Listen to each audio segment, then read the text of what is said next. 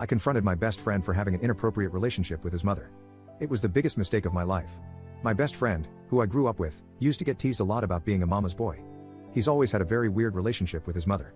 As we got older and started getting into girls more, he would say weird stuff and normally I'd laugh it off and call him a weirdo. When we got older I'd tell him he needs to get out of the house more. When we were checking out chicks, he'd say stuff like my mom has a way better body than she could ever have or my mom's balloons are way bigger and stuff like that. As far as I could tell it's always been him and his mom. Growing up I had never seen him get a girlfriend. I mean he talked to girls and stuff, but I never physically saw him have a relationship with any girl until the one he got married to. Fast forward some time and his wife, who I'm really cool with, says to me, I hate it when he goes on his family trips cause whenever he comes back home to me he's always cold and acts like a jerk to me. So then we started talking about his family trips and his wife said it was just him and his mom. They do this family trip every month or so and it started to become more frequent the longer his marriage went on. I spoke to him soon after and just joked around about stuff pertaining to his situation. He got kinda irritated towards me and said, what, you think I'm making love with my mom? What kind of freak does that? I just rolled with it, kinda laughed it off and said I was just screwing with him. His reaction was not genuine at all. Weeks after, my wife and my friend's wife sat at their house and had a long discussion on how to approach this very delicate situation. We decided that it was best to just simply come out and say something.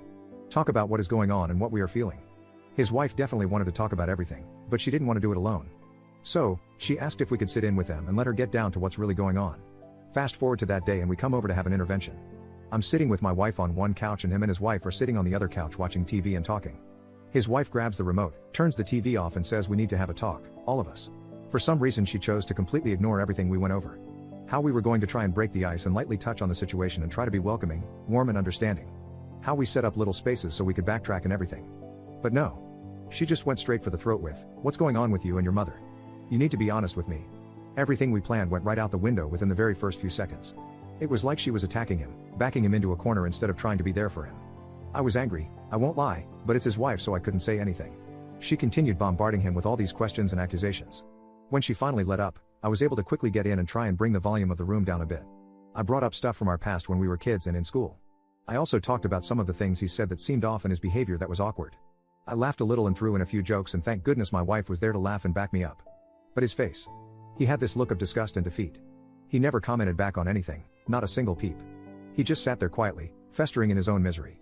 As soon as I was done, his wife immediately went back to full-on attack mode with, you just gonna sit there while we ask you these questions? Your quietness speaks volumes. After about 30 minutes of us asking him questions and stuff, he stood up and balled his fists and finally responded. He was angry that we would suggest these things and asked us if we were all sick people and tried to turn the tables on us. That's when his wife stood up and started crying. She accused him of lying because whenever he lies, he touches his face a lot and looks at the floor, which is totally true. She started crying more and screaming, asking him very personal questions about their marriage. To that day, I was always kinda jealous of their marriage. They always seemed happier than us, never really argued, very passionate towards each other and they never really complained. But when she started talking, wow was I wrong. She said stuff like, is that why we never make love? Is it because you're out there making love with your mother? You are sick in the head. You need help, therapy and a psychiatrist. She brought up all these things about them never being intimate, never spending time together. He never gives her compliments, treats her like crap, ignores her when she's talking to him, holds grudges against her for months at a time and the list goes on and on. Then she stopped, started dry heaving and put her hand over her mouth, saying she's gonna throw up. My wife got up and held her. She continued to dry heave and call him a sicko. Then he just said screw all of you, stormed out of the house and started walking down the street in the neighborhood. I ran up and caught up to him. I asked him to come back and calm down and he ignored me entirely. He called his mom and she came and picked him up a few blocks down the road where he was just standing while I tried talking to him. When he got in the car, he slammed the door, rolled down the window and said, never ever talk to me again. I'm removing you out of my life for good. Then he rolled the window up and that was the last I spoke with him. I went back to his house and tried to console his wife with the help of my wife. She told me all the issues they were having and how deep down she knew what was going on, but he was happy and she didn't know how to handle it. The following week, I went over to his mother's house. She refused to open the door and even threatened to call the police on me if I didn't leave. His wife didn't see or speak to him since the intervention, but we all knew exactly where he was. We didn't talk to my best friend for over a year after that. Then, thinking that I lost him forever, I received a very interesting call one day. It was him and he wanted to talk. He asked to meet at our normal hangout spot and I agreed. He said the date and time and before I could continue to say anything else, he hung up on me. I didn't know what to think honestly. I was happy, but I also was extremely worried. When we met up, he looked like crap. His face was pale, bags under his eyes and he looked miserable. I ran over to him and gave him a big hug. I started crying and said how sorry I was for accusing him of that type of stuff and how he's my brother no matter what. I just spilled my guts and blabbered away at him. He hugged me back and we both cried and apologized. Two grown men crying like babies. After the initial waterworks we sat down. He told me how his wife had divorced him and how she spread all these lies about him and stuff on her Facebook. He had gotten fired from his job because of the lies that came from that messed up attempt at an intervention. I just sat there feeling like complete trash knowing that I caused all of this. Just as I was about to apologize, he cut me off and said, "Wait, there is something I need to tell you, man. Remember when I was younger and my parents got that divorce and I told you that mom got really crazy afterwards?" Yeah, I remembered. The divorce was bad and ugly. His dad had cheated on his mom with some super young chick at a fast food place. He told me that after the divorce, she started drinking a lot.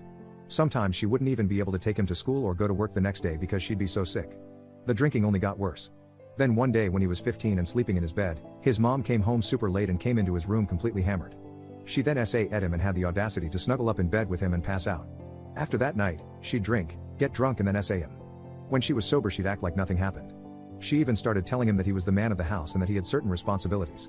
This abuse continued all the way up until January the 1st of that year. He told me that's when he finally had enough and put a stop to it. He said he hasn't seen or talked to his mom since then. He confessed that despite that, his life was still in shambles. That's when I just started crying, man, like seriously crying. Here I was thinking I was his best friend and I didn't even know what was going on all these years. He even said how he thought about unaliving himself up until he met his wife and she took him out of that house. However, his mother would still call him over or plan getaways just to get him away from her. His mother hated his wife with a passion. I never knew he was suffering alone all of these years. How could I even begin to call him my best friend or my brother? I was never ever there one time for him out of all these years he was going through stuff. He asked me to not say anything to my partner and if I could keep this between me and him. Of course I agreed without hesitation. We spoke about him getting help and he made me promise not to say anything about this to anyone. He said he doesn't want his mom to get into any trouble and he doesn't want her to suffer because she's already suffered enough from his dad. I could not for the life of me believe that all these years she's abused him and he was still willing to sit there and protect her. He even made me promise not to do anything and said he would figure things out. Afterwards, we agreed to meet up again in the next few days. He hugged me goodbye and we parted ways. I should have known something was off when he hugged me for a bit too long.